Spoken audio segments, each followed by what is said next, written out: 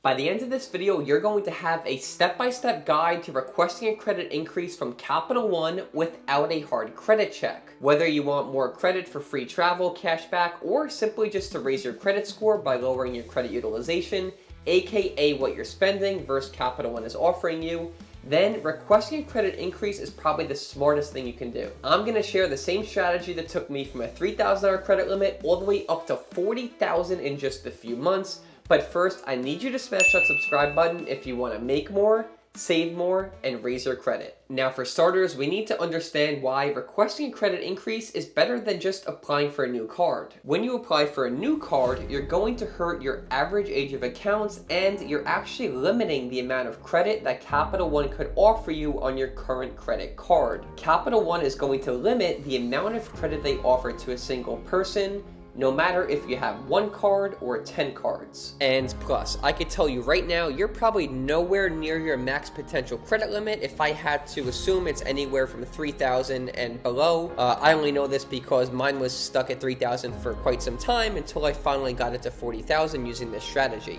Based on quick Google search, it looks like the highest reported credit limit on the Venture X card, which is Capital One's new credit card, was $58,000. So just a little fun thing here, if yours is over that, drop a comment below so we could prove them wrong. Now, this is partially because Capital One is considered a subprime borrower, meaning that they like people who have bad credit or credit issues in the past because they could charge them more money than a traditional bank like JP Morgan, Chase, Citi, or Discover because they could charge higher interest rates. But at the same time, being that their lenders typically have lower credit scores, as you can see here, at the same time, they have to minimize their risk so they don't go bankrupt like Red Lobster. Which brings me to my next point. Out of all these subprime borrowers like Discover, Credit One Bank, Premier Bank, and even Bank of America, Capital One is by far one of the best to have on your credit report. Capital One is known for being the best starter credit card and the best card to rebuild your credit. Many people start with the Capital One Platinum Secured card,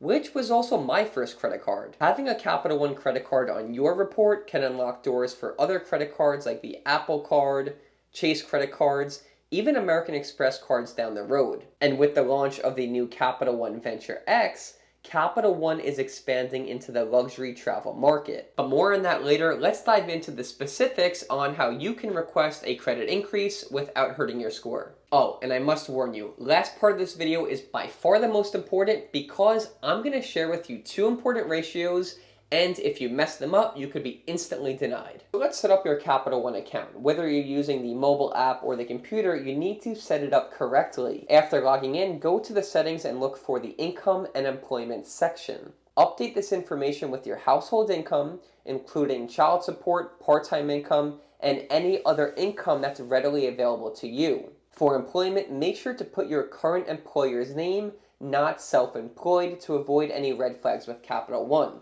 For example, if you own a company called John's Plumbing, put that name in there as an employer and don't put it as self-employed. Okay, now here's the critical part to avoid the hard credit check. After updating your Capital One app or computer settings, proceed to the chat feature and type in credit increase.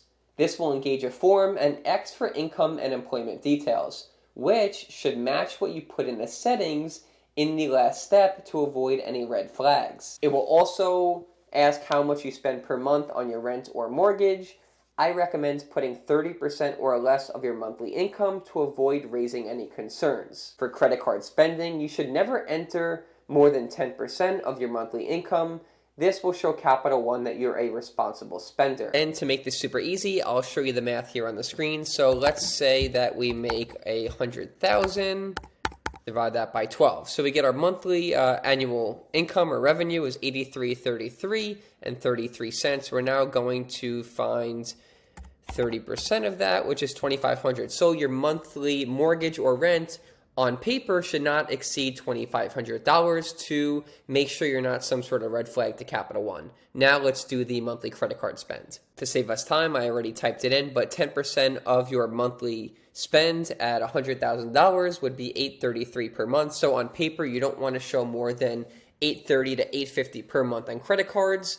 Which brings me to a major misconception I see a lot of you making. Most people think that if you put $0 for your monthly credit card spend, then the credit card companies are somehow going to find this attractive, which couldn't be further from the truth. Showing $0 actually gives them a reverse incentive to approve you, because that's telling them basically, hey, you don't spend any money on credit cards, why should they approve you? They can't make any money on interest or future products that they offer you, so putting $0 is a big no-no. And while you never want to rely on the application, use the ratios I shared with you to best suit your situation. Alright, let's finalize your application to ensure that you're being approved. Alright, make sure that your employer, income, rent, mortgage, and credit card spending is all updated correctly. If you have a Capital One secured MasterCard or any starter credit card, check out my last video on how to upgrade these cards without hurting your score before even asking for an increase. And if you have any other Capital One card,